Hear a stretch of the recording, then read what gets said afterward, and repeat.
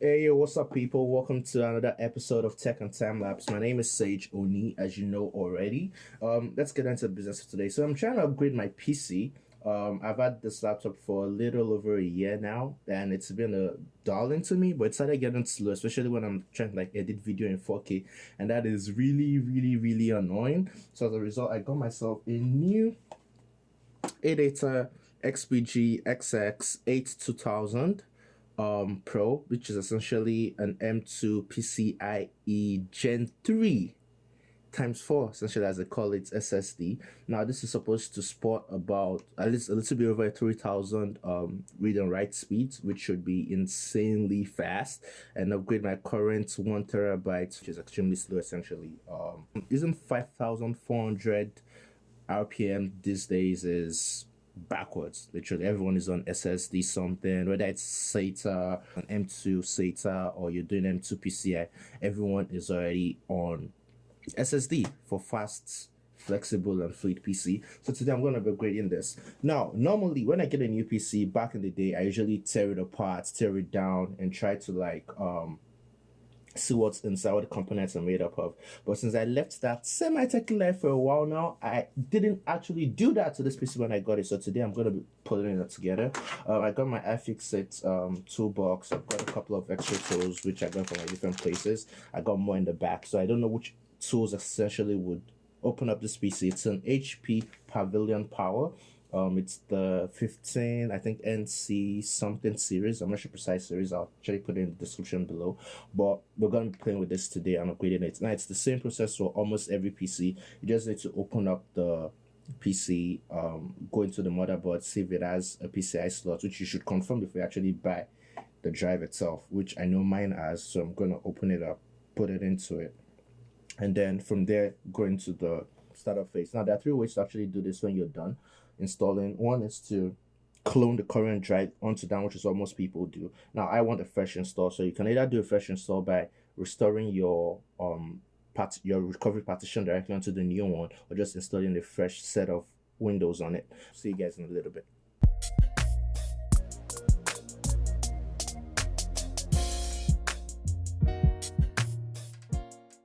So here we are. This very PC has 5 screws. So you got 1, 2, 3, 4, 5, 6, 7. My bad. It has 5 major screws, and then you've got 2 hidden below this panel. I actually pulled all of them up now to check it out, but this one, it's just this back to that 2 slots, which is quite expected of HP. They do this almost all the time now on all their new laptops. So you just want to check under any of the tabs. So you have any like stands or like tabs, stuff like this. You want to check under all of those to make sure you've got all the screws out. Then you just pry the case up, and once you're done, here's your motherboard. And on this, we just have to find the slot for my M.2 PCIe, which is right here. There it is. And of course, my current extremely slow HDD.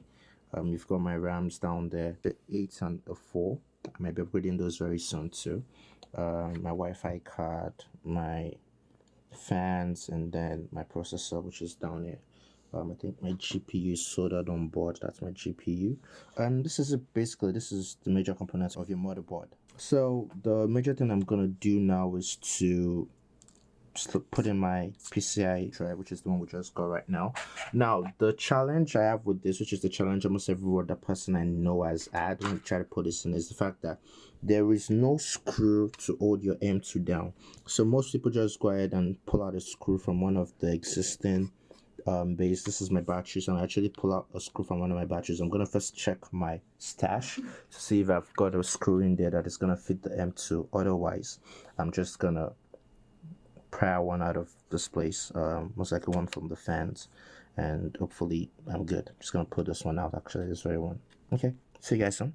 I just put the DIY heatsink on it. That's the XPGs here. There were 2 different components. Just put it together now, and you want to avoid touching any of the parts with your fingers, because you don't want to damage it. Essentially, it has to be clean and smooth. So I'm gonna install it now, and I was able to get some M.2 screws from my stash, so I don't need to pull anything out of the current board, which is pretty nice. So let's put this together and start up the PC. So installation is complete. I'm just gonna seal this up and get back into business. So if you wanted to go the clone route, there are a couple of softwares you could use. One is this Macrium Reflect, which is really nice. Actually, it's one of the top rated ones out there today. You've got the M.2 partition, which is super nice. This is actually the one I would have used personally. And there's the Easy on something, which is also one of the big guys out there. This is my personal favorite, the M.2 partition, and then followed up by the Macrium Reflect. But Easy on is probably the most recommended out there, so you might want to take a look at that too. And any of the softwares would completely clone your hard disks to the new disks, including all the partitions, so it's exactly the same way. The only suggestion is you'll need to defragment the drive when you're done, so you can line up the partitions to match up with the SSD, because it's different from an HDD to an SSD. Now if you're moving from an SSD, let's say SATA SSD, to the PCIe SSD, you might not need to defragment. But if you're coming from an HDD to an SSD, you definitely need to defragment when you're done. So I'm trying to do a clean install, so I'm just going to close all this and do my clean installation now. See you guys soon. Okay, so for me to get a clean install, what I usually do is to just make the drive itself a bootable drive and put the Windows installation file on that drive. So it boots Windows from that drive and I install into the drive from the drive, if that makes sense. So in that way, I don't need a flash, I don't need any other third-party tool. But to do that, that drive also has to be empty. So it works perfectly for this case that I'm using a completely new drive. So I go into my command prompt. You want to make it as an administrator. Once you do this, it brings you into a similar phase like what I have. You run diskpath, which takes you into this. You list the disks. So I have two disks, the 0 and the 1, just to confirm which disk it is. The 0 is the one which is my SSD, which I was thinking was going to be 1, but actually it's the 0. So that's one of the reasons you need to list the disks. Then you select the disk which is the one you want to work on. I selected that. I check my volume to just make sure I have the right stuff. Then I clean it, so that completely wipes off the drive. It cleans it completely. Then I created a new primary partition. I formatted its NTFS quick, and from there I made the drive active, and straight from there I formatted it. As I said, I already did that before. Once you click assign, or you type in assign, it creates a volume for it. Then I just exit, and that's about it. So the next step is for me to just go and get my installation, which I already have in here, and just drop everything into that drive. So the new assigned drive, just copy that. The new assigned drive is local disk E, and then once this is done, I just reboot and I boot from that drive. If that makes sense, and the installation goes from there. So that's how to do it. So for my HP, basically you tap F9 on that to get to boot options menu, and now because of the edits I've been able to do, I have my options. So I have my Adata, which is the new hard drive I just installed, and the regular hard drive, and then you could just use your normal Windows Boot Manager, which is what boots directly into this initially. I don't want that, I want this one, so we'll just go with this.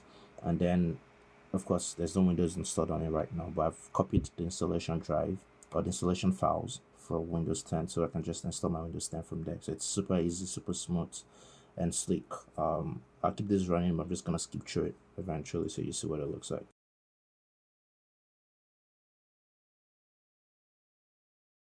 So I'm just gonna select the partition I'm trying to work with right now, which is this new one. I have this free space, it's a system. There you go. Then the next couple of minutes it should be done, because it's an SSD, so it should be super fast, like incredibly fast. Normally Windows takes about 20 something minutes on my previous hard drive. On this one I'm expecting probably 5 or 10 minutes max.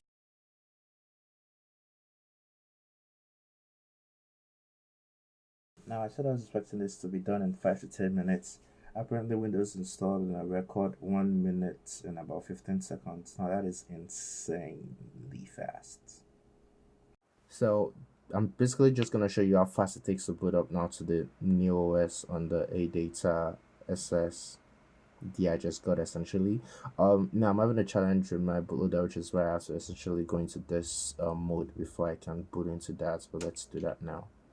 And you can see how insanely fast this guy is.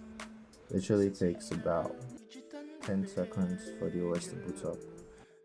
They call me sign out, steady go on the flow, show the one to feel the grind, I'm steady up now. There we go.